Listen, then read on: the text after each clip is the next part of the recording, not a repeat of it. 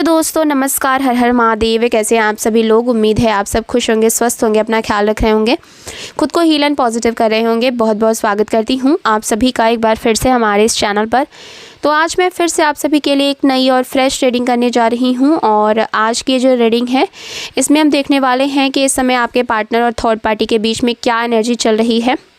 Okay, देखिए एक बात का ध्यान रखिएगा कि आज की जो रीडिंग है ये एक general, collective and timeless reading है। इसका मतलब ये है आप इसे जब भी देखेंगे ये आपके साथ रेजोनेट ज़रूर करती है। जितना रेजोनेट हो उतना ही लीजिएगा, बाकी को दूसरों के लिए जाने दीजिएगा। आप इस रीडिंग को एक गाइडेंस के तौर पर भी देख सकते हैं। देखिए इस समय पर हो सकता है कि आप और आपके पार्टनर के बीच में प्रॉब्लम्स चल रही हों, लड़ाई झगड़े, मिसअंडरस्टैंडिंग, मिसकम्युनिकेशन बहुत ज़्यादा हो।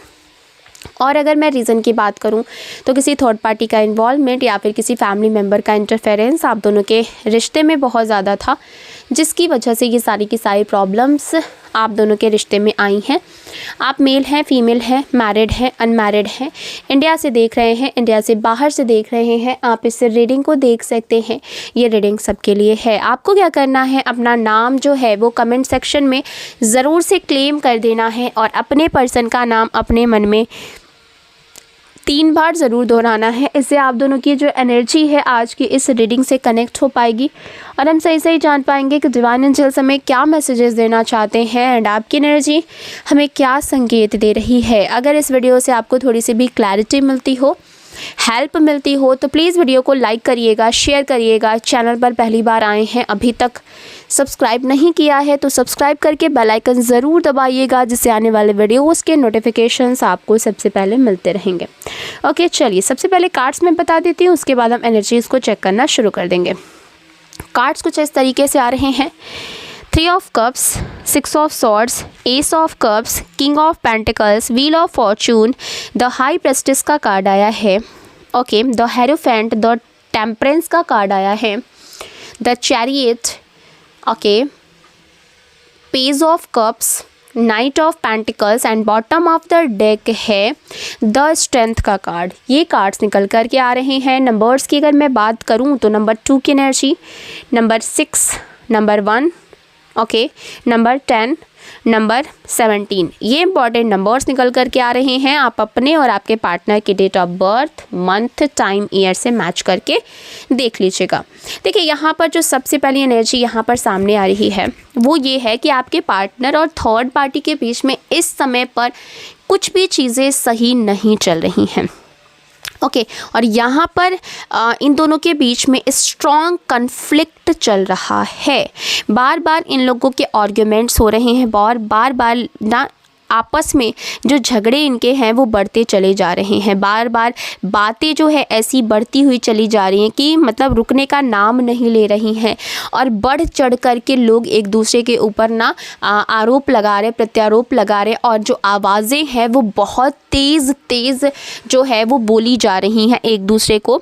और बात इन लोगों की यहाँ तक पहुँच चुकी हैं कि आसपास के जो लोग हैं ना, इनके आस पड़ोस में जो भी लोग हैं उन तक भी ये बातें सब कुछ पहुंच चुकी हैं। मतलब घर की बातें घर में अब नहीं रह गई हैं, सारी बातें जो है वो अब सबके सामने खुल चुकी हैं। एंड यहाँ पर इमोशनल रिएक्शंस भी देखने को मिल रहे हैं आपके पर्सन और थर्ड पार्टी की तरफ से। यहाँ पर चीखम चिल्लाहट, रोना धोना, गुस्सा, ये सब कुछ यहाँ पर शुरू हो चुका है।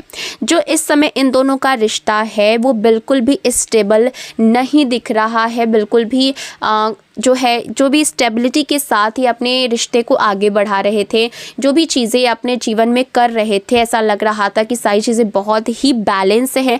वो बैलेंस अब यहाँ पर बिल्कुल भी देखने को नहीं मिल रहा है। यहाँ पर वोलाटाइल एनर्जी साफ तौर पर दिख रही है। देखिए अगर मैं यहाँ पर इन दोनों के रिश्ते की बात करूँ तो थर्ड पार्टी आपके पर्सन को डायरेक्शन देने की कोशिश कर रही है। ठीक है, कि तुम ऐसे करो तो ऐसे होगा, ऐसे करो तो वैसे होगा, कि क्या करना चाहिए तुमको, क्या नहीं करना चाहिए, फ्यूचर कैसे प्लान करना चाहिए, कैसे नहीं करना चाहिए, डिसीजंस कैसे लेने चाहिए, तुम्हारे डिसीजंस ऐसे हैं, तुम ऐसे डिसीजन ले रहे हो, तुमको वैसे करना चाहिए। मतलब कि थर्ड पार्टी कहीं ना कहीं अपने आप को बहुत ना क्लेवर समझती है, बहुत चालाक समझती है और इसको ऐसा लगता है कि हम जो हैं वो दूसरे को डिसीज़न मतलब किसी के भी डिसीज़न को मैनिपुलेट कर सकते हैं, किसी को भी अपनी बातों में घुमा सकते हैं। तो कहीं ना कहीं ये चीज़ें यहाँ पर डेफिनेटली दिख रही हैं। स्टार्टिंग में आपके पार्टनर सुनते जा रहे थे इसकी बातों को, कोई भी रिएक्शंस नहीं दे रहे थे, कोई भी मतलब कुछ भी उसको बोल नहीं रहे थे। लेकिन अब रेजिस्टेंस दिख रहा है, कहीं ना कहीं वो जो आपके पार्टनर की सहने की सीमा थी वो कहीं ना कहीं ख़त्म हो चुकी है, और वो जो है थर्ड पार्टी को रोक रहे हैं कहीं ना कहीं। अब हर बात मानने वाली एनर्जी यहाँ पर नहीं दिख रही है। स्टार्टिंग में वो ना थर्ड पार्टी की बातों को कहीं ना कहीं मान भी रहे थे, कुछ चीज़ों पर रिएक्ट नहीं कर रहे थे और कुछ चीज़ों को लेकर के वो मान रहे थे। बट अब यहाँ पर बिल्कुल ही यहाँ पर रेजिस्टेंस की एनर्जी का साफ तौर पर दिख रही है। यहाँ एक ब्रेकिंग पॉइंट भी दिख रहा है।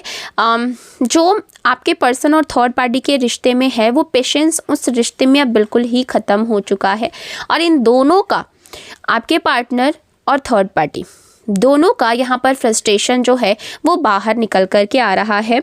और अचानक से क्या हुआ है ना कि जो भी बातें बहुत दिनों से ना छुपी हुई थी, दबाई गई थी, जो बातें बोली नहीं जा रही थी, वो कहीं ना कहीं एक स्ट्रॉन्ग रिएक्शन जो है वो बन करके बाहर निकल आ रही हैं दोनों के बीच। और इससे इन लोगों की जो फाइट है वो इंटेंस हो गई है, मतलब कि इन लोगों की फ़ाइट और ज़्यादा बढ़ चुकी है, इन लोगों की फ़ाइट बढ़ती ही जा रही है। क्योंकि इन लोग जो भी ये लोग ना अपने अंदर बातों को रोक करके इन्होंने रखा था, जो भी फ्रस्ट्रेशन था उसको अंदर रखा था, तो वो बनते बनते रुकते रुकते ना एक बहुत बड़ा रूप ले लिया है। तो कहीं ना कहीं फाइट्स इनकी बहुत ज़्यादा बढ़ रही हैं। रिश्ता कुछ मामलों में ऑन द एज एनर्जी में दिख रहा है। एक बड़ा कारण यहाँ पर प्रैक्टिकल इम्बैलेंस दिख रहा है, एक्सपेक्टेशंस मिसमैच हो रहे हैं, एफर्ट इम्बैलेंस हो रहे हैं, एंड देने लेने में असंतुलन जो है वो बैठ रहा है। मतलब हर चीज़ में यहाँ पर जो भी बैलेंस इन लोगों के जीवन में था वो कहीं ना कहीं ख़त्म होते हुए दिख रहा है। एक व्यक्ति को लग रहा है कि वो इस रिश्ते में कुछ ज़्यादा ही इन्वेस्ट कर रहा है, एंड दूसरा बिल्कुल ही इस रिश्ते में कोई भी उसका इन्वेस्टमेंट नहीं है, उसने अपना हाथ ही खड़ा कर दिया है। दूसरे को लग रहा है कि उसे कम मिल रहा है उसकी तरफ से, और यही कन्फ्लिक्ट इस रिश्ते को कहीं ना कहीं ट्रिगर कर रहा है। और उस इंसान को भी जो ऐसा सोच रहा है कि मैं तो इस रिश्ते में बहुत कुछ दे रहा हूँ या फिर दे रही हूँ, बट सामने से मुझे वो चीज़ नहीं मिल रहा है। थर्ड पार्टी की एनर्जी यहाँ पर इनसिक्योरिटी की है। उसको ना आपके पर्सन से अटेंशन चाहिए, उसको अटेंशन की ज़रूरत है, एंड उसको वैलिडेशन की ज़रूरत है, कंपैरिजन उसको चाहिए। मतलब उसके अंदर ये भी चीज़ें दिख रही हैं, इनसिक्योरिटी है, अटेंशन की ज़रूरत है, वैलिडेशन की ज़रूरत है उसको, एंड कंपैरिजन की एनर्जी यहाँ पर ख़ास तौर पर दिख रही है।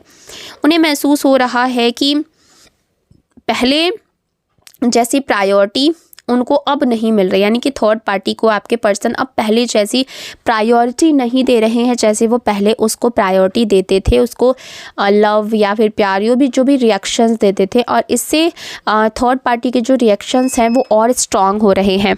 ओके, आपके पार्टनर के अंदर रियलाइजेशन शुरू हो रही है, और रिश्ता उतना आसान नहीं लग रहा है जितना पहले लगा था। ठीक है, ये रिश्ता उतना ही आसान नहीं है जितना पहले लगा था।